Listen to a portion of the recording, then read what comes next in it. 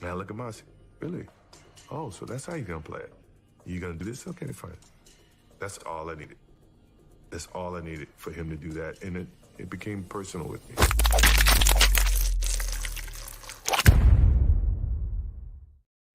What's really good, my people? Welcome into No Catch Up Sports Talk via Chicago. I am your host, Sean Little. Big Nick the Quick with me. Yes, sir. Monday, we on the Monday shift because the Bears play tonight. So, we recapping the weekend on Monday. Yeah, I mean? Mm-hmm. Giving out Monday morning salutes. We had some people win the Masters. Shout out DJ. We'll get into the salutes, but we're going to do Monday salutes, NFL Week 10 recap. We got a couple games we want to touch on. The Cardinals Bills will obviously be the highlight. Shout out D Hop. What a game. We'll get into that game. We'll get into the play. I got some questions for Big Nick the Quick. NFL cap or no cap? We'll talk power ratings. We'll talk the Steelers. We'll talk Lamar Jackson. We got a couple people I want to highlight and get Big Nick the Quick's takes on that. Then we'll close it out. Segment 3, Bears Vikings preview. Kirk Cousins never wins in Chicago. We always give him a hard time, but will tonight be different? We'll talk about that. Big Nick the Quick. What it do? I'm fresh out the slam. You know what I'm saying? A little up north trip real quick. You feel me? Free finally at last. Oh, you're good now?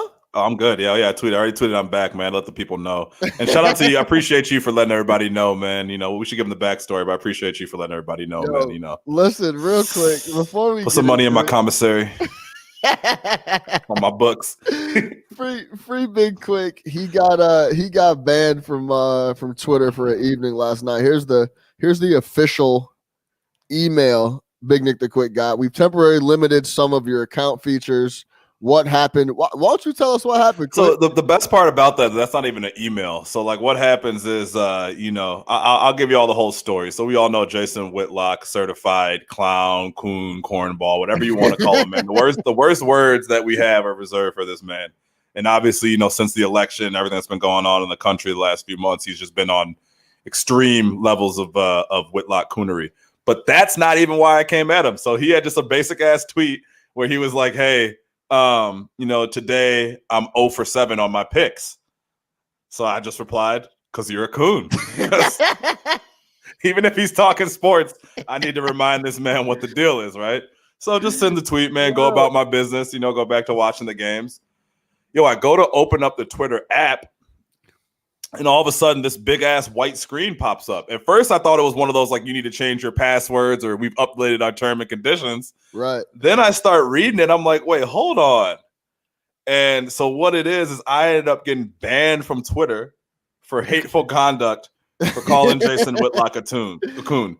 They make you go in and re-sign into your Twitter. Yeah. They make you delete the tweet. You get one of those little messages on your Twitter page like Trump has where it says your tweets have been flagged or violated, right? So I got one of those on there now. Then for a full 12 hours, I can't like a tweet. I can't retweet. I can't follow people. I can't send a tweet. All I can do is if I wanted to DM somebody, which I don't really do on Twitter anyways. And obviously it happens on the day when the Bears aren't playing. So you think Whitlock was just fed up? Like, yo, I ain't even saying nothing. You think he reported your shit? I don't know because he didn't block me. He's never going to give you the satisfaction. Yeah. So I don't know if the word coon like set off some disruption in their algorithm or whatever, or if he really came at me like that. Because again, it's not the first time and it won't be the last time. They put me on the restriction, and it happened to happen on a day where there was no Bears, so I had hella shit I wanted to tweet out because we were just chilling, watching sports, kind of going around the horn on the different games. So I had a lot of shit I wanted to tweet out, had a couple jokes fired up, you know what I mean? And then you go to click the little button, and then every time you pull up Twitter, that thing pops back up, and you have to click continue. So like they constantly remind you, like, yeah, you can't be that out here you have been limited. Yes, 100%, bro. Limited. So like, I'm completely limited. I was in Twitter jail.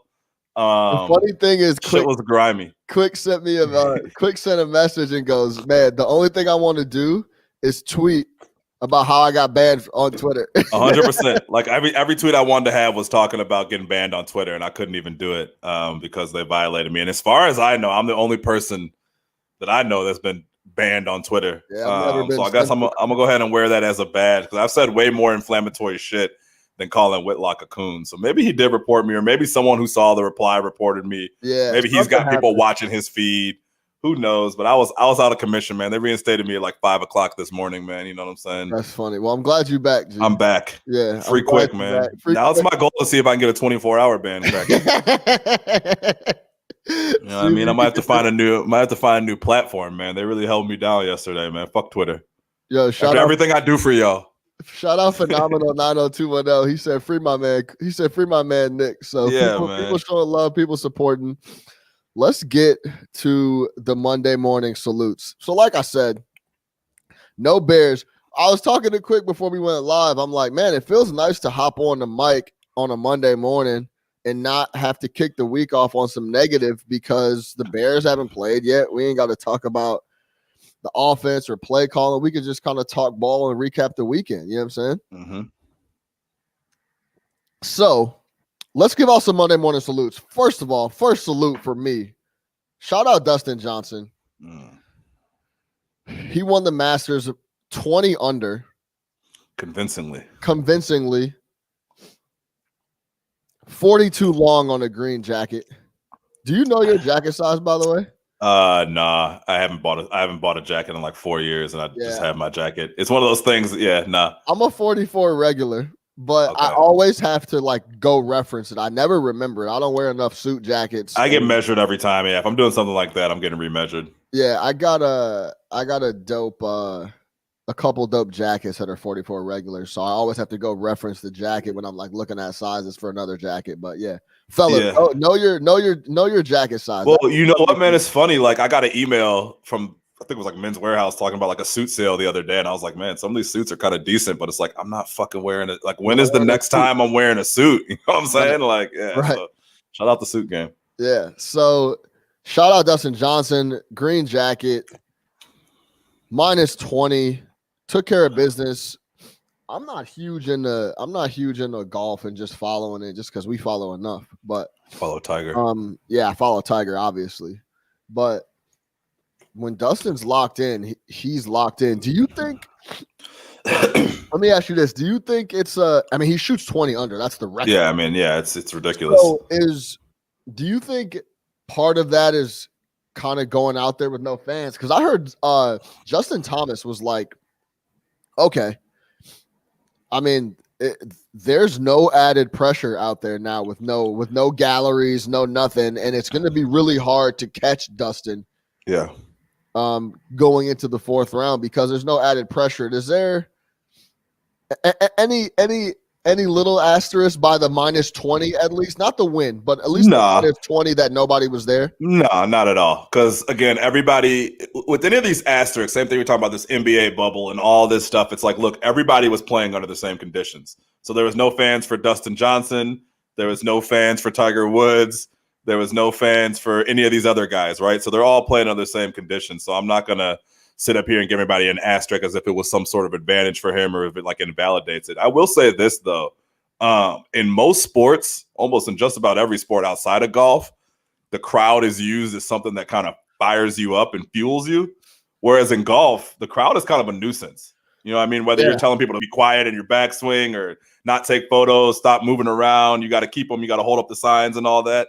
So if anything, like, yeah, it might lock these guys in a little bit more because they don't use the crowd the same way that you do in the NFL, the NBA, and really any other sport, right? The crowd isn't there to get you hype up. The crowd they'll roar for you after a big shot and they're there to watch, but they're not really adding anything to your game. So yeah, I don't know. I think that it's hard to say. I think it's just interesting that it's just interesting. The first time there's no fans, the first time someone comes out and shoots 20 under. So I mean, yeah. It really allowed you to see the course, though. I mean, like there was with no people there, you get to see the full landscape of the whole situation. It was really dope. It was really wild to see like the tee boxes and how like big and stuff is versus like how narrow it looks when there's a bunch of people around for sure. Yeah, so, that was a cool aspect. Well, and those walks from hole to hole and, you know what I'm saying, from your drive to the fairway or whatever, they're just a lot quieter for the golfer. So I'm sure you're getting good time in with your caddy without having the fans there and not all that, you know, you're just, no one's looking at you. You know what I mean? So I thought it was dope. I mean, it seemed like you, man. I mean, I had it on. I think I tweeted out on like Thursday or Friday that it was hard for me to watch golf on like a Thursday afternoon. Yeah. You know what I mean? But come Saturday, Sunday, obviously, it was on in addition to the other shit that was going on. But yeah, if Tiger's not in the hunt, man, for me, and especially with Sunday with the lead that DJ had, it was just kind of like, there wasn't a ton of drama. I'm just going to switch to the NFL. On Sunday, I didn't watch a single hole. It's too difficult. Yeah, exactly. Yeah, we're booked. I had 2 TVs and they were both football, so it's not even, Right.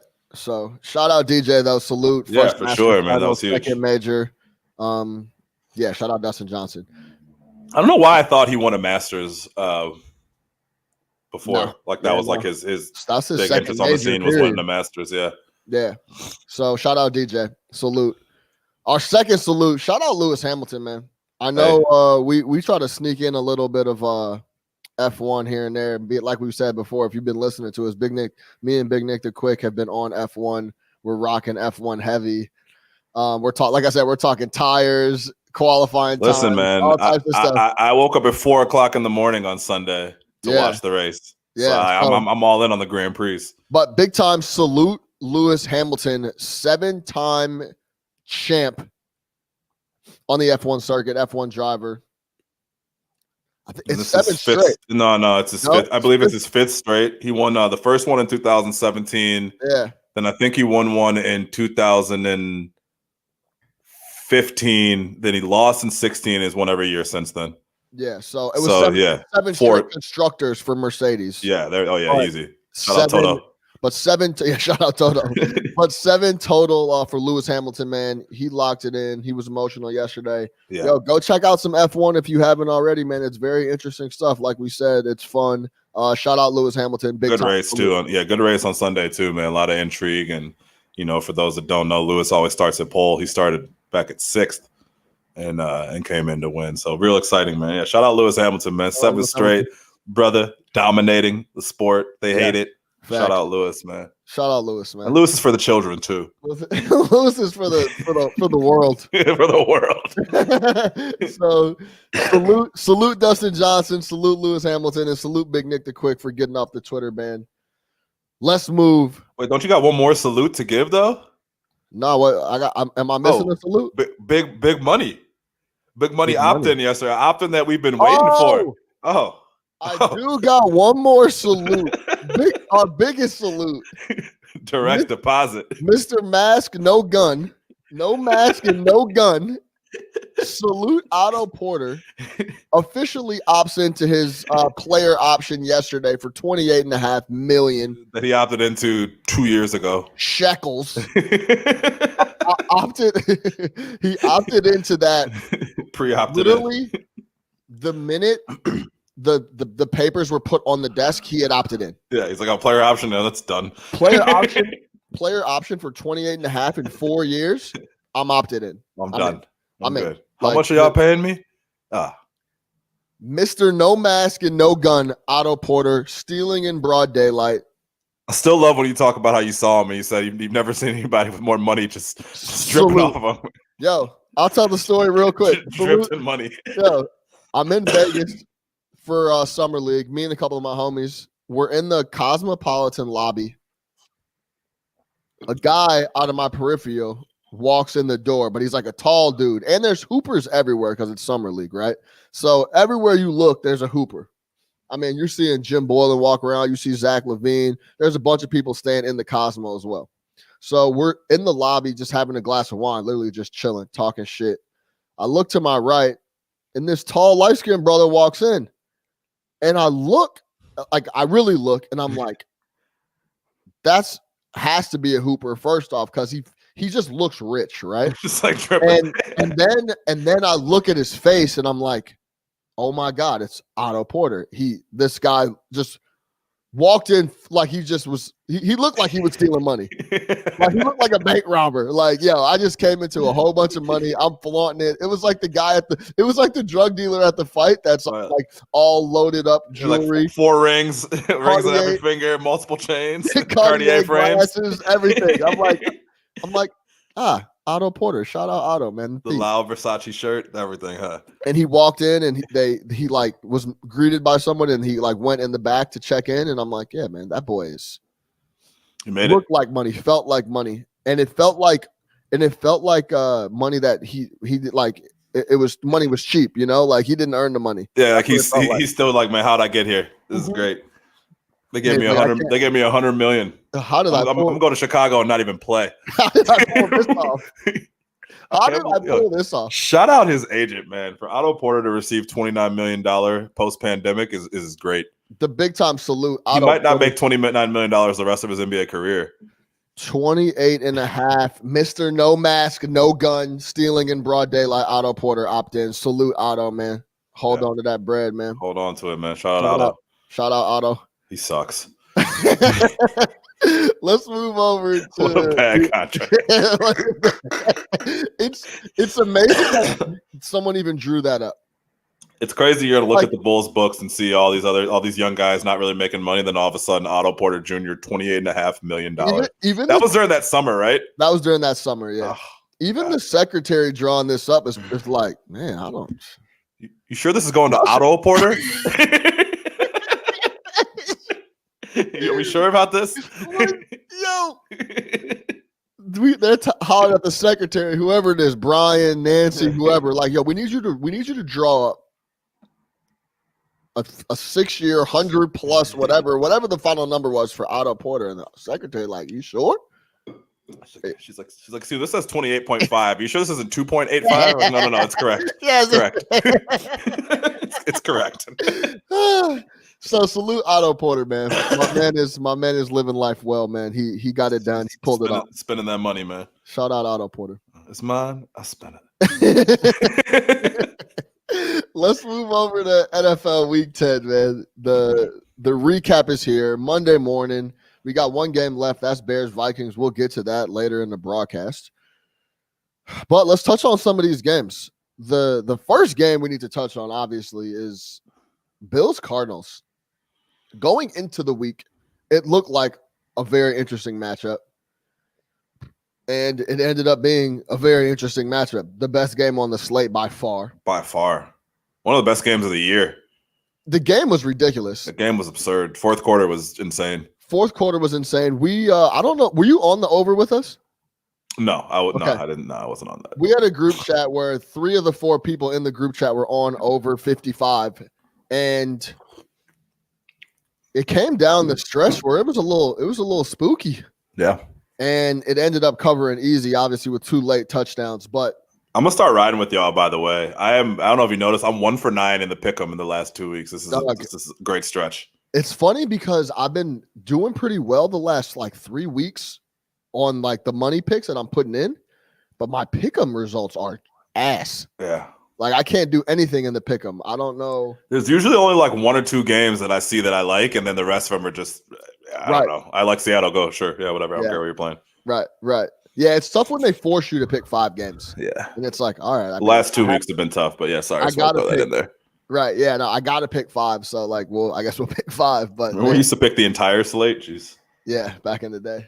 So Bills Cardinals, you guys saw what happened. I mean, the 2 matchups with Kyler Murray and a guy that we talk about every week that we're still shocked. Every time he throws the ball, I'm shocked by it. It gets better. It gets better and better. Josh Allen was balling again. He's really fucking. I know we're gonna talk a lot about Kyler Murray, so let's just give Josh Allen his due. He's really fucking good, man. Yo, guy's a really good quarterback, man. He is. And they said during the broadcast the other day, he's Roethlisberger with athleticism, but man, the escapability, the fact that when the pressure comes, he's able to move around. He's always looking downfield. He's moving on through his reads. Man, it's. I hate to beat a dead horse. It's just watching a young quarterback that's getting better every single week and responding to the coaching. On one side, I'm like, this is dope. On the other side, it's fucking killing me because, again, we see 2 young quarterbacks on display, 2 high draft picks on display, doing it, getting better, and we're still stuck in our situation. But Josh Allen is fucking good, man. Josh Allen is really good. He threw a couple bad picks yesterday, but still. The arm talent is crazy. Yeah. He's not spooked at all. He's physical. He's really good. Yeah. Like last year he was a runner, right? We're like, okay, this dude's just going to be a crazy runner, and maybe sometimes they fully transitioned him to passer. He runs obviously, but he can do everything. Yeah, he's a great athlete. He could do it all. Hell of a pick. It was if you watch the game, and before we get into the Kyler Murray and the Hail Murray.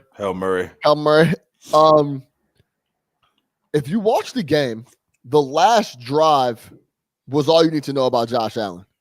First off, I think they got literally 4 or 5 penalties on the last drive. They would get 10 yards, they would get a hold. Yeah, it was bad. They would get 10 yards, they would get a personal foul. They were inside the like 25 to 50 for like 6 minutes. They would just go back and forth. And then Cole Beasley made that ridiculous catch on the sideline on 3rd down. That's one of the best catches I've seen in a long time. Yeah, ridiculous. Yeah, ridiculous catch. Cole's been had them hands, though. Shout out Cole. Cole's a crazy athlete. Go look up Cole dunking and doing all types of stuff. He was always nasty. He was sick in Dallas, and he's just a athlete. Yeah, good player. Yeah. They can't get out of the 25 or 50-yard line, but Josh Allen literally comes back over and over again, 15-yard pass, 17-yard pickup. And then the ball he throws to Diggs for what seems like a game winner was ridiculous. Ridiculous. Rolling left, kind of fading back, led Diggs to the corner. That's a professional throw. Exactly. I mean, that is like the evolution of your quarterback. Like when you talk about your quarterback developing, those are the throws that you want him to be able to make because those are NFL primetime elite quarterback throws. Absolutely. It was and simple as that. Yeah. Why you get Stephon Diggs. Pat Peterson had no chance. Yeah. The top corners in the league are shot on that throw. There's just nothing you can do. Yeah, there's only one person who can catch it. There's only one person who's going to catch that ball, and he has to lay out and grab it. And it was Stephon Diggs, and that was it. It was either an incomplete pass or they were going back. So and what a great trade by Buffalo. You know, I know people talk about the Hopkins trade a lot, but let's talk about the Diggs deal. Like again, young quarterback, pair him with an explosive receiver, and just see what happens. And they did a great job on that. Diggs has been outstanding this year. Absolutely. And I mean, Buffalo and the Cardinals are similar in that, right? They're like, yo, let's go get our young quarterback a big time. Yeah, fuck these draft picks. We're just going to go. Yeah, there's players out there to be had. And I think it's important to highlight, it's not about fuck the draft picks. It's fuck the draft picks if you're going to go get another number 1 type talent. Yeah. Fuck the draft picks if you're going to get Stephon Diggs. You hope to draft Stephon Diggs. You hope to draft DeAndre Hopkins. You know what I mean? Exactly. And you'll give up a couple picks to have those guys and the money, whatever it is. Like you figure that out. Look, you have those 2 guys on the field. You worry about the rest later. I don't even know any other skill position players on their team. It doesn't matter.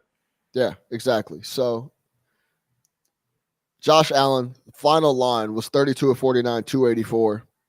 2 TDs, 2 interceptions. Not the best line, but if you watch the game back and forth and what they ask him to do for that offense, he's the whole O. So, yeah. He's thrown more touchdown passes this year already than he had all of last year. Yeah. And is about to throw for more yards. He's only 200 yards off. The guy's going to throw for almost 5,000 yards and 45 touchdowns this year, which is crazy. Incredible. Yeah, incredible. So, let's move over to Kyler Murray. K1. Because we'll just start it off with the play. And then we'll get into it. Here's the Hail Murray from Kyler Murray and the Cardinals D Hop yesterday. Shotgun. Murray out of the pocket. 7 seconds. 6 seconds. Murray heaves it downfield. It is. Oh, it's caught. It is caught. DeAndre Hopkins. Miraculous. It's Murray magic.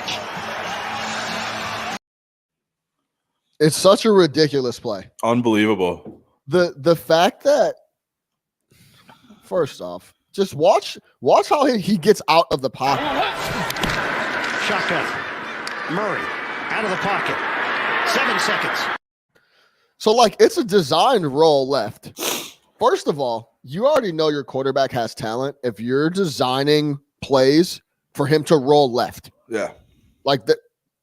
So like for him to be on a full sprint going left and then get his hips turned to go squared deep, away and to go deep. Well, I mean, like he's very capable of doing that because Kingsbury is calling a play rolling left. Yeah. Like he must show that all the time in practice. He shows that like, yo, yeah, you could roll me left, roll me right. I get the ball wherever I need it to be, right?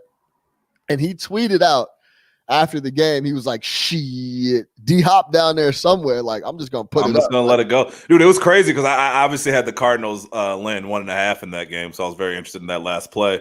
When he let it go, I was like, man, I thought it was good. I was like, I think this is going to be a touchdown. Just like I'm not even bullshitting with you, man. Like I think Hey, y'all hear this? Listen, man. Hey, people, did y'all hear what Quick just said, bro? I am so in on Kyler Murray's confidence. Like that's how confident I am in his confidence. Like the guy just oozes confidence, right? Like you just look at that entire game, the swag that he plays with, the ability to extend plays, the fact that no one can tackle him, the touchdown run, whatever, any number of plays from that game give you a glimpse into what the Kyler Murray experience is all about, man. And I'm 100% all in on him. What an awesome performance. What a great throw. What a big time play. But it really comes down to DeAndre Hopkins. Yeah, 306 total yards for Murray. 2 rushing touchdowns, right? 2 rushing touchdowns, one pass, and 3 total touchdowns. So just a top performance. And I know there are questions with him coming out, whether it be his size and all that. Listen, man, I saw when he put on the headband, the bandana, whatever it is, man. That dude is locked in. That's confidence, bro. I remember the first picture and that big ass helmet he wears. He does wear a big ass. He wears the biggest helmet in the world. Nobody he looks like his helmet is big as fuck. It looks like a Martian. He does. Martian he does wear a big ass helmet, but yeah, he does ooze confidence and like crazy amounts of confidence though. Like he doesn't give a fuck. Well, it's just his ability is next level, and I think he knows that. I think no one can really do anything with him. In any sport he's plays, he's been the best athlete to step on the field. He was drafted in baseball. Yeah. So I think you just see that. You see that in how he walks and how he carries himself. Now, let's talk about – I want to talk about how the catch was even possible because I think no one's mentioned this from what I've seen on Twitter or on TV or whatever, but I think it's important that, first of all, it's the oldest rule in the book for DBs in a situation like this is knock it down. And still to this day, you see people go up with 2 hands. Try to catch it. Trying to catch the ball. Like swat the ball with 1 hand, bro. Go up and knock it with 1 hand. Yeah. So I want to look at this zoom in play of the catch, and then I'm going to explain we'll talk about how the catch is possible. And DeAndre Hopkins is the man who comes away with it. He went over the top of Tre'Davious White. Jordan Poyer came in late. He's got Micah Hyde on his back and catches it and possesses. So if you see Poyer come in late, he actually runs into his guy, number 27, and knocks him out of the way. Knocks him out the way. So White. Exactly. When he knocks Tre'Davious out of the way, then because the thing about how many Hail Marys have you seen someone go up and catch and then not come down with, though? Right. Like, he was able to go up, catch it, come down with it. It was no doubt. Yeah. And bring it in, right? Right. So look at it again. And DeAndre Hopkins is the man who comes away with it. Because Tre'Davious goes up to catch it. Yeah. He puts up 2 hands to catch it. Poyer comes in and knocks him out of the way. But Tre'Davious, if he doesn't catch it, he's already going to try to swipe at the ball to try to rip it out of Hopkins' hands. But Poyer doesn't let that happen. It was just a perfect play from Hop. And obviously Hop went up and caught it. But I still think the Bills helped him by trying to catch it. And then Poyer coming and knocking this boy out the way didn't help. Yeah, for sure. But I mean, for Hop, you got to time that perfectly. You're high pointing. You want to be at the highest point when the ball's at the highest point, and he was able to do that. Yo, he big dogged all 3 of those dudes. Yeah, all 3 of those guys and went over like crazy athleticism when you look at that to go up and get that ball. But kind of to your point, as far as like Kyler Murray having done that rollout in practice, it looked like Kyler Murray knew exactly where to throw that ball for Hopkins too. Like he knew exactly how high he could jump. He knew exactly which point Hopkins was going to be able to get it at. That was just next level shit, man. Yeah, it really was. Like perfect execution of the Hail Mary pass. It really was. Because it was like a designed Hail Mary, you know what I mean? Like it was just perfect execution. Yeah, and here's Hop after the catch in the presser talking about how he made it happen. I. You know, in basketball terminology, that's what they call this. You know, when somebody get dunked on. But it was on 3 people. Yeah, it was you know, they were in position. It was just a better catch by I. It's just better by I. My man's flexing with the design, just like, yeah, you know. Better catch by I. Better O by yeah. I. Yeah. So better O. Hopkins is a dog. We've been said that. There's so many ridiculous wide receivers in the league, and I think I've officially retired talking about who's the best wide receiver in the league because there's too many. It's too many studs. It's too many studs out here with Devontae Adams, Hop, Julio, obviously, when Odell is healthy, Mike Evans. I mean, the list is stupid long. Yeah. So I mean, he's not top, but I still always got to give respect to my man Larry Fitz, still out there in the desert catching passes. Yeah, I mean, consistently, I think he still has he's working on the Jerry Rice record for a reception every game or something. He doesn't miss games. Yeah. So yeah, Larry Fitz is the Larry Fitz Super Bowl run is still the best wide receiver, the best 3 or 4 game stretch I've ever seen by a wide receiver. Was how well he played to get them to the Super Bowl that year. Yeah. Look up the numbers; they were absolutely insane. I mean, and it was that's Kurt Warner, yeah, Larry Fitz. It was, I mean, and salute for him he's seen it all, man. Like he was there; they were garbage. Then they went up, had a run where they were really good, went to the Super Bowl. Then they went back down. Now they got another young quarterback. Like he's been there the whole way. You want to talk about playing with ass quarterbacks for a lot of your career? My man's has played with some truthful trash bucket quarterbacks out there. Like he had the stint with Warner, and then Carson Palmer was there for a little bit, and now K1 Murray's there. But in between that, he had Max Skelton, Kevin Cobb, characters like that. Kevin Cobb. Another guy. They tried to sell us Kevin Cobb for years in Philly. Kevin Cobb, no mask and no gun. Yeah, that's how bad they wanted to get rid of Donovan. It's like, no, Kevin Cobb's really good. It's like, no, Kevin Cobb is ass. Exactly.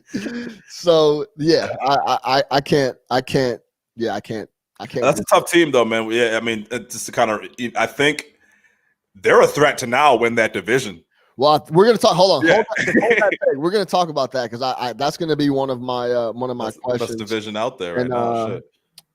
And NFL cap or no cap.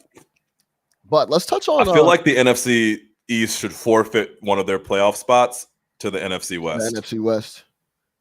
Hey man, the way how loosey goosey they are with this playoff shit now. Anyway, hey, they keep amending it, right? Just make it up. Just be like, actually, you guys aren't going to make the playoffs this year. Yeah, like we're y'all, going to get one of y'all slots to. We don't want to see Carson Wentz / Daniel Jones / whoever else is in that division. I would love to see Daniel Jones. I love Daniel Jones, but yeah, I don't want to see the rest of his team.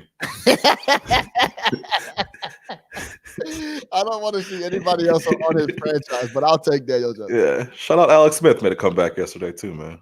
Yeah, let me ask you a question. So we're gonna move off Bills, Cardinals, and we're gonna go to Seahawks, Rams. I've been puffing my chest out about this Russ Wilson for MVP. I've got multiple tickets. I've been talking about it. How many? Are you on the third one yet, or are you just on 2? I have two. Okay. I've been saying how every week you wait, the price is going up. I've been talking big shit. Russ Wilson MVP. Is it time for me to worry a little bit? No, nine touchdowns, 9 picks in his last 4 games. Yeah, there's still not a lot. I mean, there's still some season left. Here's what I would be worried about. If they keep losing, right, and he keeps throwing picks, what you really got to worry about is they're just going to default it to Mahomes. Because Mahomes isn't going to play bad, right? So, like, if Russ was playing out of his mind for, like, the first 6 games and the numbers were astronomical, like, sure. But he really has to go out there and win it. Whereas if he doesn't go out there and win it and he's not lights out, they're just going to give it to Mahomes and call it a day. It's easy. It's just easy, and that's what I would be worried about with it. What looked like a lot 3 weeks ago because of how he was playing their defense is so bad that he has to take so many chances. And he's going to throw a lot of picks, and he's going to play reckless because their defense is absolutely – it's one of the worst defenses I've ever seen. Absolutely. And it's one of those things where it's the reason I loved him to win MVP is the reason that has a possibility to kill me, right? Because he goes out there literally they can't punt. No, we can't put that defense back on the field. The Seattle Seahawks cannot punt. So he walks out, he feels like he needs to score every play, and he typically doesn't turn the ball over. So that was why I'm still bullish on him winning MVP. But that's why I was bullish in the first place, was because he was going to have to go out and score a lot of TDs. He was going to have to go out and do that every single week, put up big numbers for them to even compete for wins. And he's one guy that could deal with that type of pressure and that type of load on his shoulders. And I mean, for the Seahawks to do anything, he has to be the one to make it happen, right? But he's now competing against a guy who fucking plays with no pressure. Yeah. And goes out there and just kind of does whatever. I mean, what are his last 2 games for Mahomes? Shit. Last 4 games, 4, 9, 10, 12 touchdowns, no picks. Yeah, and all W's. On all dubs. Yeah, so it's kind of like, and all big dubs at that, 9-point win, 27-point win, 26-point win, and then the Carolina game. Yeah. But so yeah, I mean, if he's playing lights out like that, man, I mean, the numbers, yeah, dude, Mahomes is gonna win the MVP. Listen to Mahomes' numbers. Yo, Mahomes is completing 67% of his passes, has 25 touchdowns and 1 pick. He only has 1 pick? He has 1 pick on the year. Ew. Ew, that's tough. Yeah. Yeah. So, I mean, look, like I said, it might be time for me to worry a little bit. Mahomes has thrown 101 touchdown passes in his career to 19 picks. He's got a career 5-1 touchdown to interception for a slinger. Yo, that's that Aaron Rodgers ratio. That's insane. Yeah, that's that Aaron Rodgers. Yeah, Rodgers I think has the best touchdown. I don't think Rodgers throws as many touchdowns as Mahomes.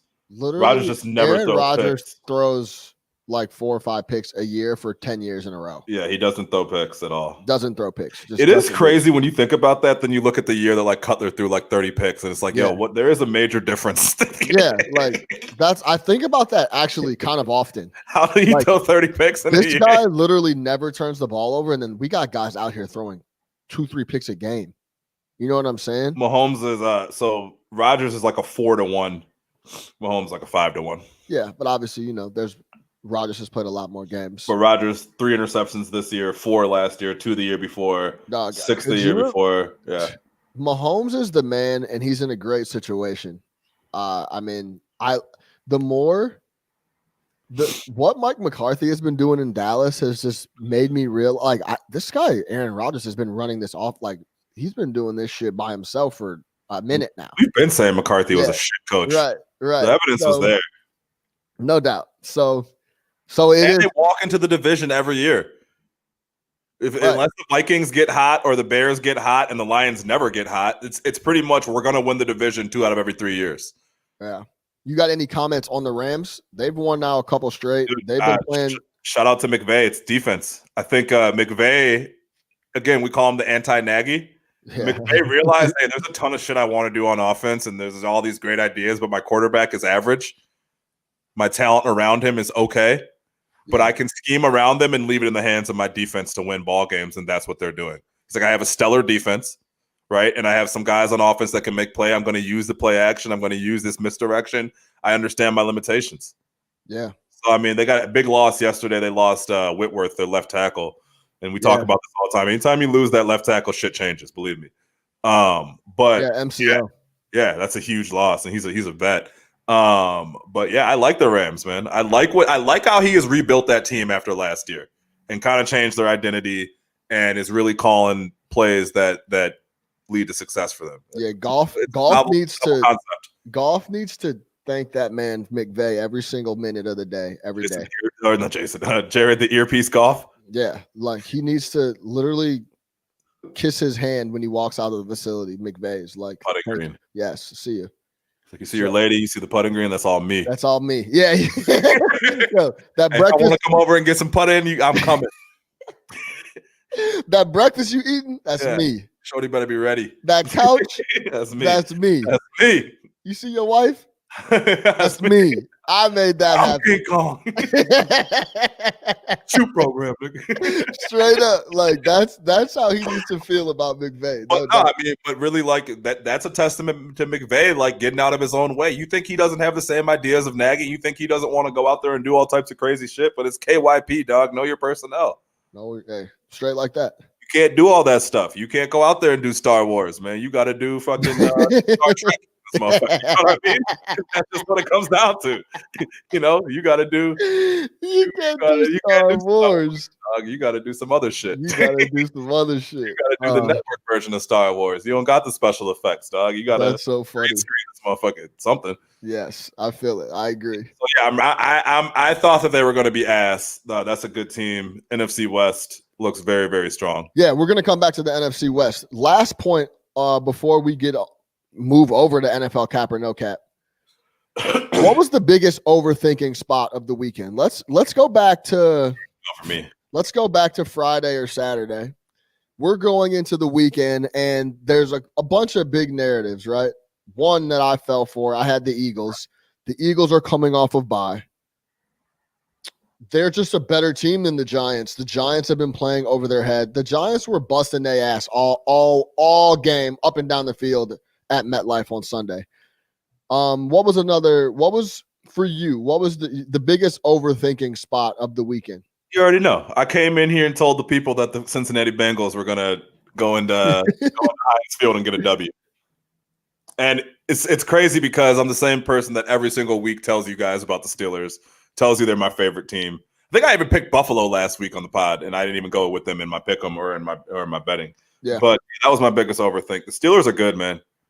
I don't know why I thought it was going to end. Yeah. I think I sold myself on that narrative a little bit last week of they're tired. They haven't had a bye. You know, they've just been on this crazy winning streak and Joe Burrow's on fire. But the Bengals don't have enough talent.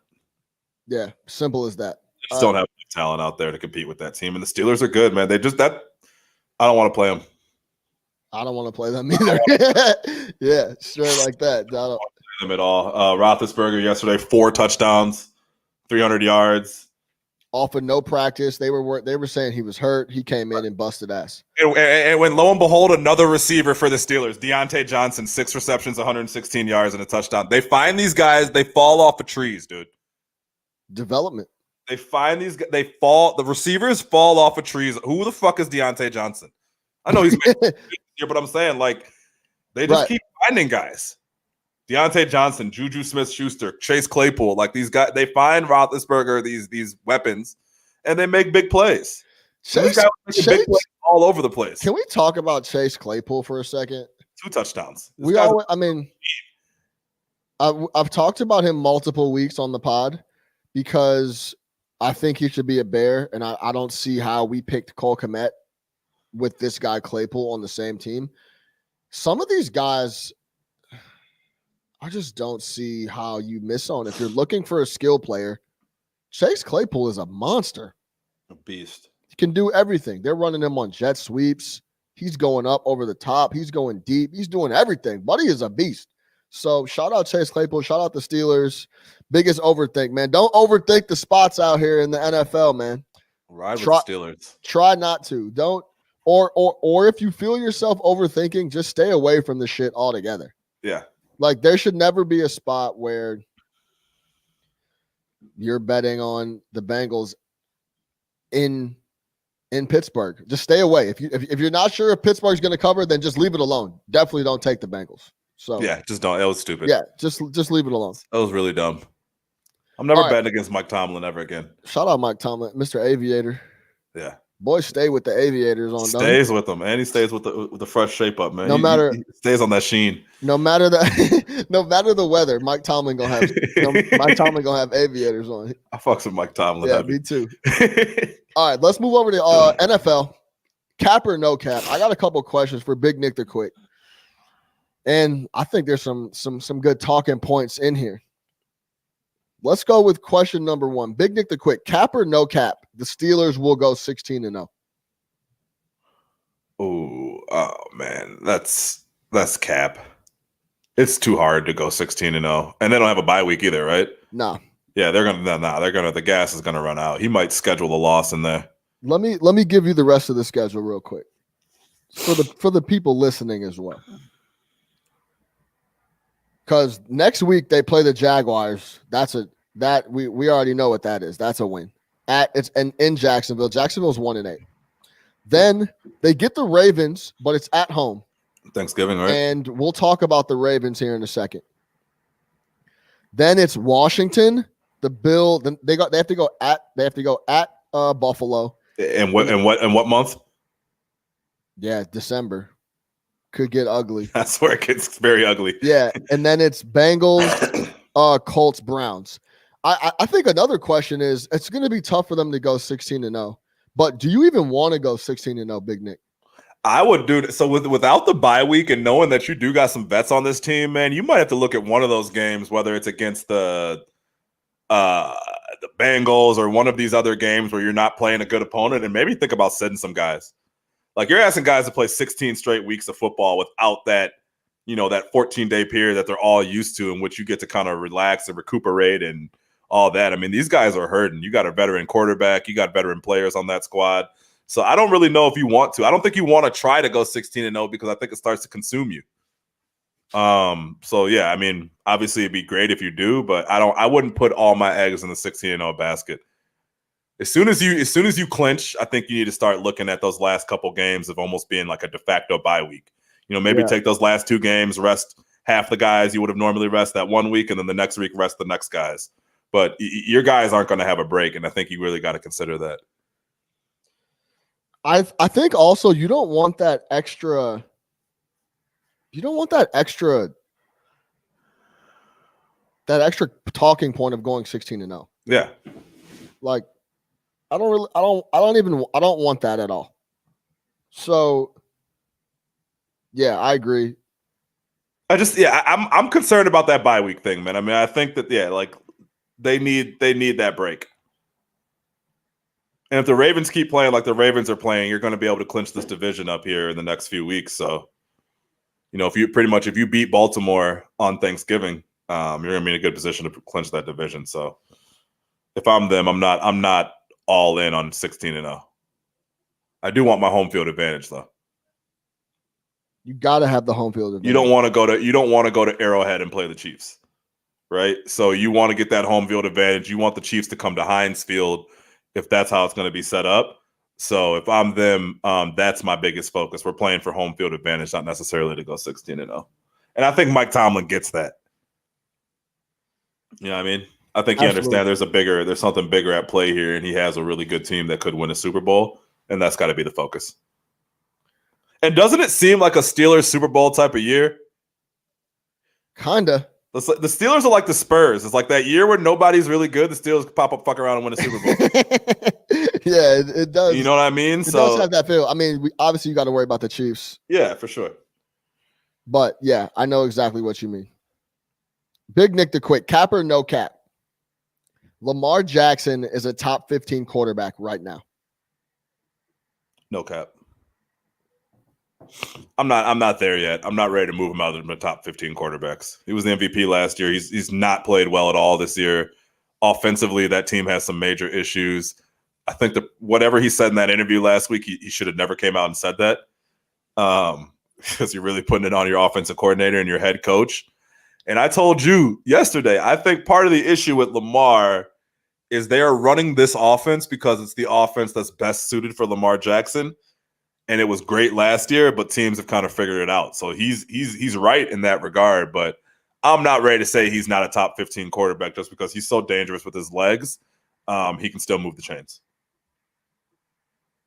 But he didn't make that leap from last year to this year like we thought he would. So that's no cap. He's a top 15 quarterback. I was looking at the list. Now let me say this. He has less passing yards than Dak Prescott right now. Really? Dak Prescott hasn't played since week 5. He has more passing yards than Lamar Jackson. Oh, I didn't realize. Yeah, he's only averaging like 160 yards a game, right? That is pretty alarming. And I think he has less passing yards than the Chicago Bears. And I'll say this. everything that Kyler Murray is doing, we thought Lamar would be doing like this year, right? Is it one of those? What do you think the reason for the struggles is? I just told you they're running this simplified ass offense. No, that offense is basic. But is it? Well, why are they running that? And is it because listen, I don't think they're running it. The offense isn't too much different than last year. Is it that the league has a whole bundle of film now? Yeah, I think that offense is. If you watch them play offense, it's pretty basic. Like there's not a whole lot going on. Their offense is really designed for Lamar Jackson to get first downs.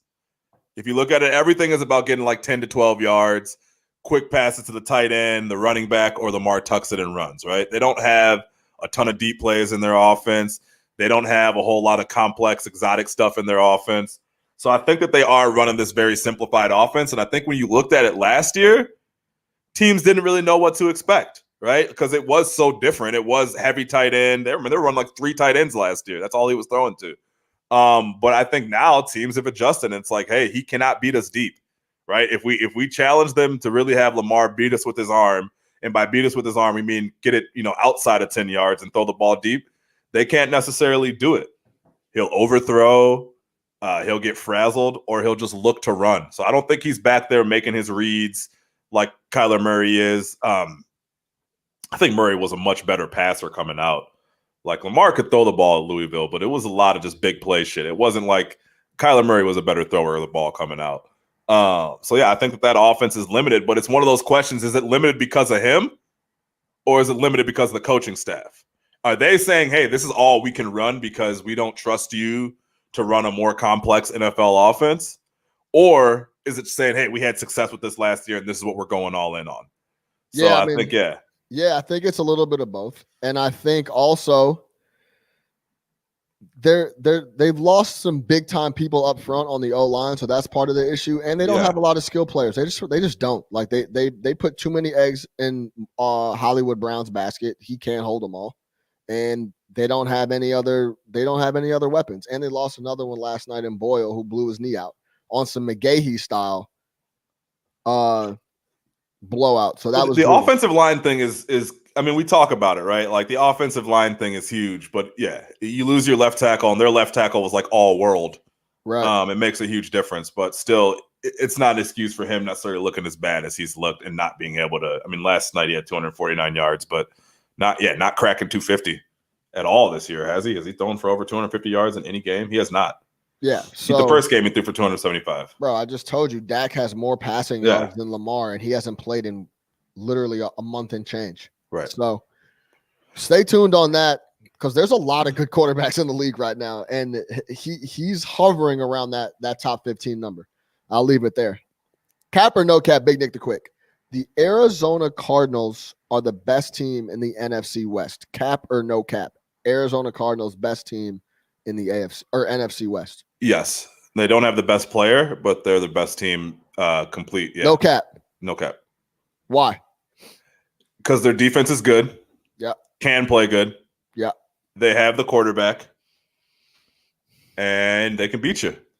The difference, so you got to look at what Seattle has the best player, right? But their defense is trash. Los Angeles is good all around, but their quarterback is trash.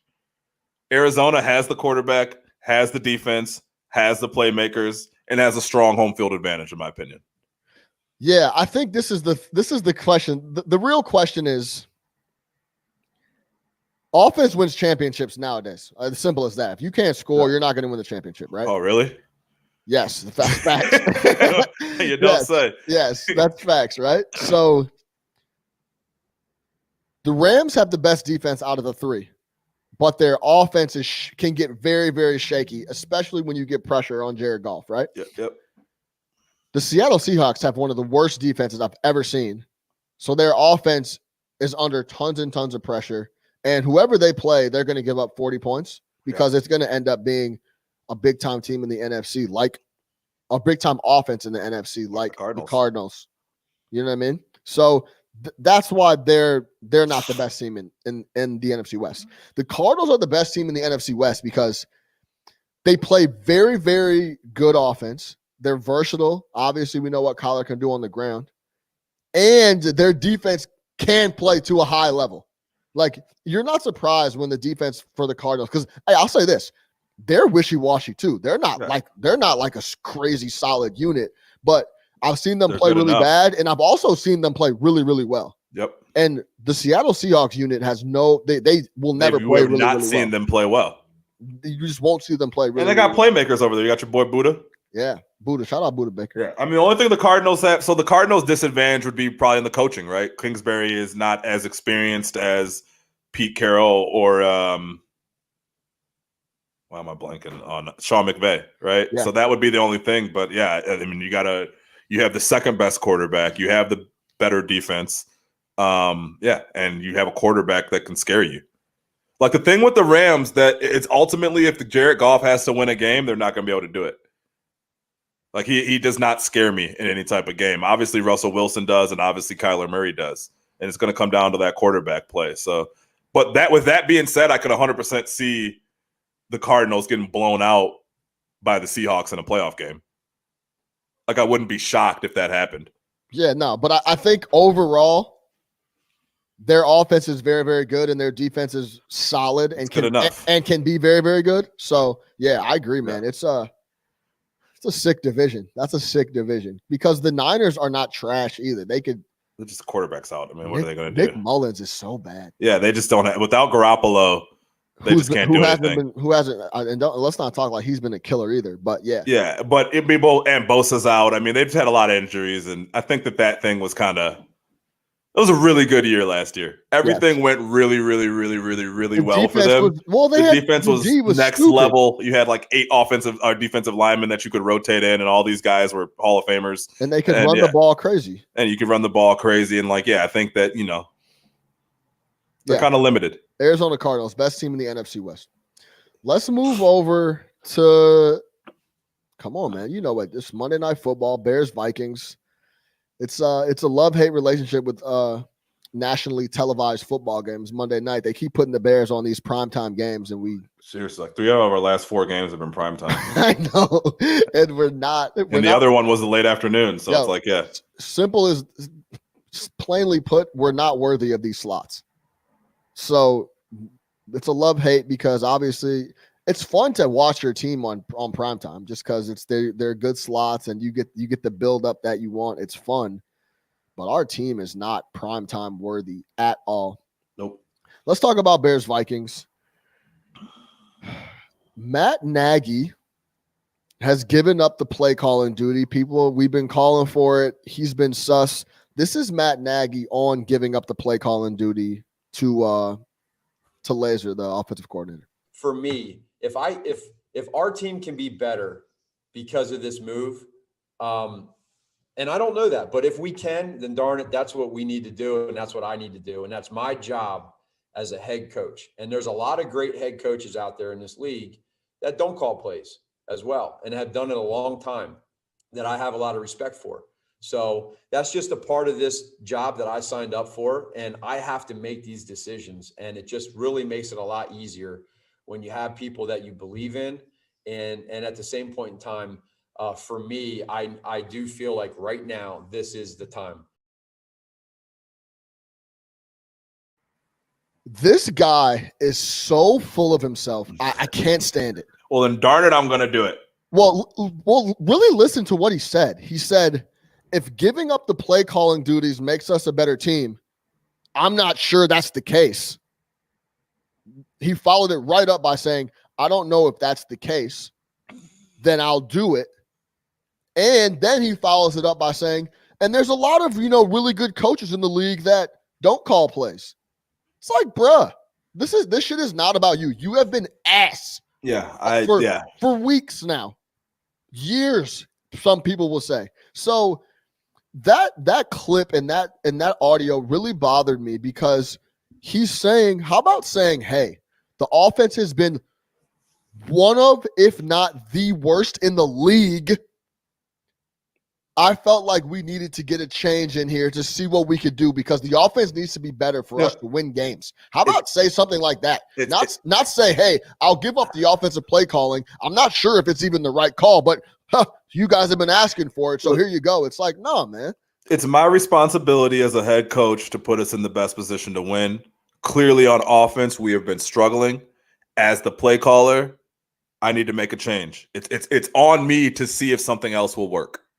Right? You don't have to come out there and if he doesn't want to come out there and trash himself, okay, that's one thing. But accountability, man. Accountability. It's not execution. It's the play calling. Come out there and say, we haven't been getting it done. I haven't been getting it done as a play caller. I want to try something else. That's that. What he basically came out and said is, look, man, y'all have been calling for me to give up the play calling, whatever. I almost don't want this to work so I can come back and tell you guys I told you so. It's not the play calling. It's the execution. It's almost kind of like a built-in excuse for him if it doesn't work. If it does work, it's like, see, hey, you look at me. I gave up play calling. I'm a humble guy. I can do that. I can be like all the other great head coaches that don't call plays. If it doesn't work, it's like, well, hey, told you. I came up here and told you guys last week it wasn't going to work. But no, 100%. He needs to come out there and say it hasn't been working. I owe it to my team to make a change. Let's see if something else can happen, and we'll keep going from there. I'm still going to be involved in the offense, guys. I'm still the head coach. Like, really listen to what he says. I'm going to play it again. For me, if our team can be better because of this move, and I don't know that, but if we can, then darn it, that's what we need to do, and that's what I need to do, and that's my job as a head coach. And there's a lot of great head coaches out there in this league that don't call plays. And I don't know that. I don't know if this is the right call, but since I guess we'll find out. It's like, no, man, you have the worst offense in the league. You call some of the worst plays in the league. You have some of the worst situational play calling in the NFL. Yeah. That's why you're giving up the play calling, not because I don't know. We'll give this a shot. We'll see what happens. Bro, get out of here. And then Jimmy Graham comes out and says this about the play calling or the change in play calling. Players' reactions about your coach giving up play calling duties and what kind of message that sends to the team, and just your overall thoughts on that. I didn't know he's doing that. Yeah. I don't really, I had no idea he was doing that. Yeah. I don't really watch the news. That's interesting. Yeah. I got no comment on that. I didn't know. I'll have a better answer for you later. JJ? I had no idea. I know. Is that a big deal? No, or is that nothing? It's a big deal. No, I don't think that's something that necessarily he's going to have a team meeting and announce to the entire team. It's a decision that's made upstairs, and you kind of go with it. We'll say this. Hey, has there ever been someone? I need the full story on Jimmy Graham's racial makeup. Has there ever been anybody who, depending on how he twists his face, could either be a white dude or a black dude? And I can't get. He talks like a brother. I just can't tell. He's got the deep ass voice and shit. But no, I think he's that same. He got that Blake Griffin. Is it the Blake Griffin? Is it the Blake Griffin? We just the racially ambiguous. One of his parents has to have like red hair or something. I don't know. It's like I can't tell. Like when they open up, I'm like, oh, he's a white dude. And he's like this. I'm like, oh no, he's a brother. I can't tell. But that's nothing to you. No, that's not a huge deal to me. It doesn't reflect lack of communication and no. I don't think that him not announcing. But listen, this is how I'm seeing it, right? Nagy didn't address the team and say, hey, this is the or at the very least the offense and say, hey, we're gonna make a change. I'm gonna pass over the play calling duties to Laser, and this is why I think it'll be impactful. He just made the change, didn't tell anybody. I think you have that conversation with Nick Foles and Mitch Trubisky because they're your quarterbacks, and those are the people who are getting those plays called directly to them. But I don't think it's something that you stand up on your soapbox in the middle of practice and be like, hey guys, by the way, I'm going to give up play calling. I think that's just something that they'll find out as they go. Yeah, I mean, no. I don't think to Jimmy Graham and the rest of those guys, it's not necessarily something that he's going to talk to them about. I think you tell your quarterbacks. If your quarterbacks get up there and they're like, hey, we had no idea, that's an issue. Yeah, I think to your tight end, it's not. No. I don't know. Jimmy Graham is working with his position group throughout the week, doing his thing and doing the offense, and they're not really privy to those decisions. They're not in those meetings with Nagy like that. And I mean, yeah, look, I don't think Jimmy paying too much attention anyway. Yeah, Jimmy doesn't give a fuck. Yeah, you're talking about. He's like, what? He said, what happened? Is it Friday yet? Oh, I got paid. Cool. I just came out about out route. Is the ball coming or not? Yeah, exactly. I just ran a fade. Is the ball up in the air or not? He's like, does this mean that I'll be in on goal line packages? Right. Like, that's my. That's all I really care about. So yeah, I think we're putting too much stock in Jimmy Graham not knowing. I think the people that need to know would be like, again, your quarterbacks and probably like your center, because those are the guys they're calling the protections and shit. But I mean, other than that, I don't really know who's going to know. That move is announced in the quarterback room, and whether or not Foles goes out and shares it with people is another thing. Quarterbacks know. How do you see the game going tonight? I think currently the line opened at 1.5, I believe, or 2. It's moved all the way up to 3.5. The Bears are getting 3.5 points at home to a team that they have a better record than. That's insane. Yeah. A shitty team at that. It's not like the Vikings are a scary team. That tells you how people see the Bears. That's embarrassing. I see the Bears winning. Really? Yeah, I think we'll win this game. How do you see it going? Because I'm going to say this, and I guess, how do you see it going? And then give me your keys to the game, and then I want to drop some numbers. Actually, let me drop these numbers for you real quick so I can give you some more insight on what's going on. The keys to the game for me, obviously, is stopping Dalvin Cook. Because if you don't stop Dalvin Cook, then he's going to run wild. But the bigger key is that Kirk Cousins will be able to throw the ball off play action. And that's the only way he's even remotely a solid quarterback, is if he has a good-ass running game and he could go off play action. These are his 2020 play action stats. 10.8 yards per attempt on play action in 2020. That's first in the league. 110 rating. He has 7 touchdowns off play action. He had 2 last week. Excuse me. 58% completion percentage out of play action. That's not that good, but he's throwing it for 11. He's throwing it for 11 a pop, and has 7 touchdowns off of play action. You have to stop the run. You got to stop Dalvin Cook. So Kirk cannot go off play action and make anything happen, because if he has to drop back or catch the ball straight shotgun, if you put it in his hands, yeah. I literally believe he is scared of a lot of the guys on the Bears. He's spooked by Khalil Mack. Like, we have destroyed him multiple times on Monday night, and especially at Soldier Field. So if we could stop Dalvin Cook, and that's supposed to be our strength, right? We stop the run. This guy, Dalvin Cook, has been going berserk. But that's what we do. We stop the run. If we stop the run, this team is trash. Yeah. The Vikings, I'm talking about. They don't have the weapons on the outside to beat us, and they definitely don't have the quarterback. It's funny. Kirk Cousins' record as a quarterback, and this is the most Kirk Cousins stat I've ever seen in my life. Yeah. Career lifetime record as a quarterback, 47-47-2. 500. Like, that is the Kirk Cousins experience for you. If you had to ask me what Kirk Cousins' record as a starter is, I'd probably say he's 500. Like, that's what he is. He is an 8-8 ass dude. And he's and don't forget he's 0-9 on Monday night. Is he? Yes, 0-9. That's awful. Has never won a game on Monday night, and when the lights get bright, he sucks. He's a 500 guy at noon when he's at home playing the Lions. Like, they'll win that game. He negotiated some great contracts for himself. Like, shout out to him. But yeah, you and I have been talking about this forever. Kirk Cousins is a trash quarterback, and I think that play action stat that you bring up is really interesting, because it does speak to what they want to do to win, which is establish the run with Dalvin Cook. And if Dalvin Cook is breaking off those long runs, forget about it. It's going to be a long day for the Bears. The one good thing about the Bears, though, is either in the passing and in the running game, we do not give up huge plays. So if that's a focus, you key in on Dalvin Cook, you do whatever you got to do, just knowing that Kirk Cousins is not dangerous, knowing that you have his number, to your point, knowing that he is scared of some of these guys on the Bears, he's not going to beat you. We're not going to wake up tomorrow and be like, man, that 400-yard, 5-touchdown performance by Kirk Cousins really did us in. It's going to be the 200-yard Dalvin Cook game, which opens up the play action, to your point. Control Dalvin Cook, win the game. I think that we can do that, and I think the Bears are going to get a win today.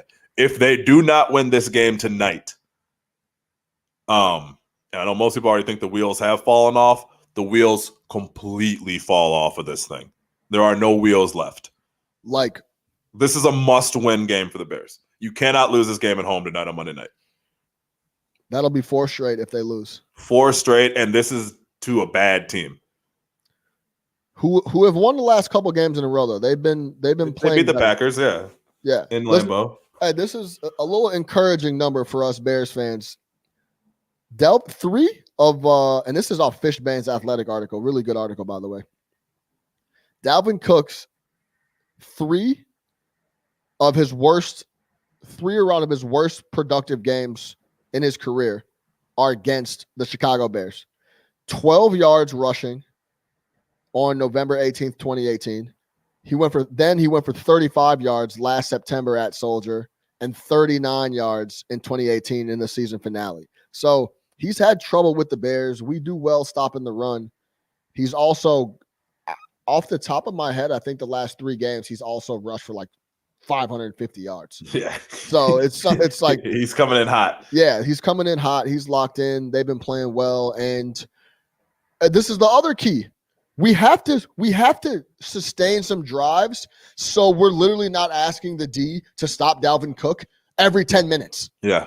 You know what I'm saying? So as important it is for us to stop the D, let's score little points and keep the ball on O so the offense isn't out there 3/4 of the game trying to stop Dalvin Cook. The more touches Dalvin Cook gets, the more dangerous, you know what I'm saying? The more liable he is to pop one. Yep. So that's it, man. You think they get a win? Yeah, I think we get a W. This is a classic spot for the Bears to try to fool some folks and get a big W. Against a team that's 28-6 or something like that. Against a team that's not very good, and they're like, well, they're back in the hunt. It's like, yeah, we'll see. But I got a Bears. I'll give it. Here we go. Yeah. Before we get out of here, give it to me. What you got? 7. You can't even say it. 7. I want to give them 17 points, but I'm going to be nice. 21-13 Bears. 21-13 Bears at home. Yeah, that's. I would not put $1 on it. Yeah, you're gonna have to show us. No, yeah, I would not put $1 on it, but 21. Normally, this is one of those games that you would look at and you'd be like, "Wait, what? Team with a better record getting points at home?" Yeah. If you hadn't watched an ounce of the NFL Bears football. Every gambling rule says take the Bears at this spot. No, if you hadn't watched an ounce of football, say like you just got shown the numbers and you hadn't watched any football and you got shown the stats and you saw the stats from like the Tennessee game, you're like, dude, this is obviously I'm taking the Bears plus 3.5 at the crib. But at the crib, and they're against a not good team. Spooky times. Said a lot about your Chicago Bears. Yes, Bears Vikings tonight, Monday Night Football. Sit back, relax, fellas. Should be interesting. For Big Nick the Quick, I'm your host, Sean Little. Free Quick, he's back on Twitter. Can tweet. Back on Twitter, man. We'll see how long it lasts, man. Repeat offender. For Big Nick the Quick, I am your host, Sean Little. Make sure you subscribe everywhere. We'll be back tomorrow morning for the Bears Vikings breakdown, 7:30 sharp. Make sure you lock in. No catch up. Subscribe. YouTube, iTunes, Spotify, Stitcher, wherever you listen to podcasts, we're there. Lock in with us. No Catch Up Sports Talk via Chicago. We out of here.